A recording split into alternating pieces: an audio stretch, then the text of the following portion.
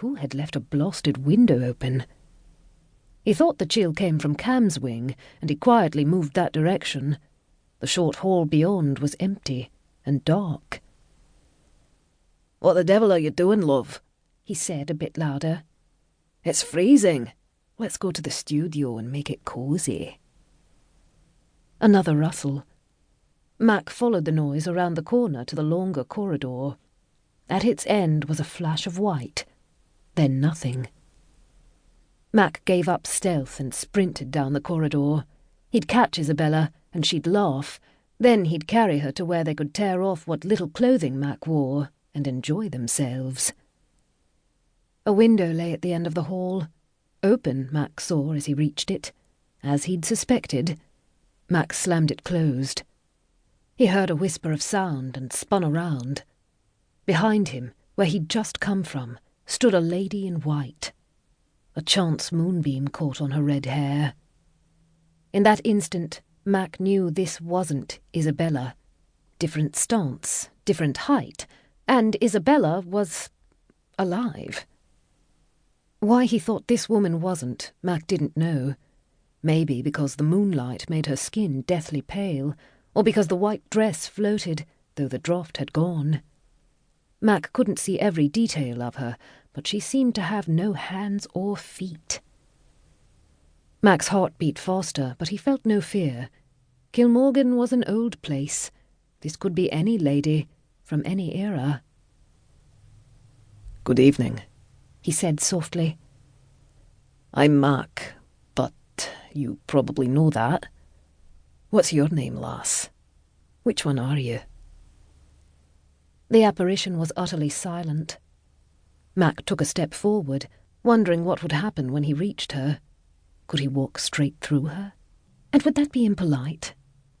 He was halfway down the hall to the hovering lady when she vanished, abruptly and utterly. Clouds slid over the moon. Mac was left in the freezing cold and dark, alone, disappointed, and suddenly tired.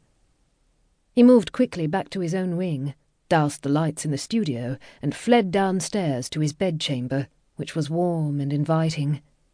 His wife was fast asleep in their bed, and never moved when Mac climbed in with her, spooning close to her in their heated nest. "I saw a ghost last night," Mac announced at the breakfast table. Ian Mackenzie took a moment to decide whether this declaration was interesting enough for him to look up from the letter and photographs that had arrived in the morning's post. Mac liked to spin yarns, and Ian had learned to ignore most of them. He glanced at Mac, who slid into a place at the long table, his plate loaded with eggs, sausages, ham, and scones dripping with butter. A few rivulets of butter trickled over the edge of the plate to make perfect round pools on the tablecloth. Their nephew Daniel laughed. "Did you, Uncle Mac?" "I did," Mac answered without worry. "Vanished before my eyes." Violet, Daniel's wife, made sure their 7-year-old daughter Fleur wasn't giving too many bits of toast to the dogs, and leaned forward eagerly. "Interesting. Where did you see it?" "My wing. Then it floated to Cam's wing and disappeared." Mac shoved most of a scone into his mouth and chewed noisily. Ian had difficulty knowing when Mac was teasing or serious.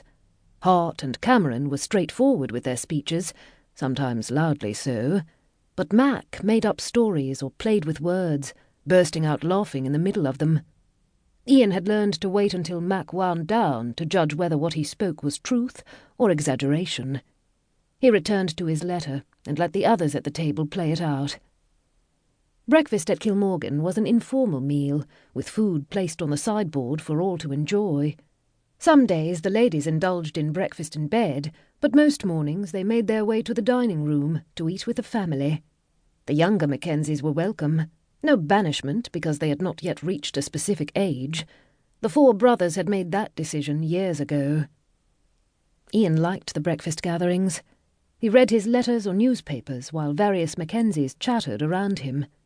At the house he shared with Beth and his 3 children, breakfast could be intimate or rowdy, the 5 of them crammed around the table.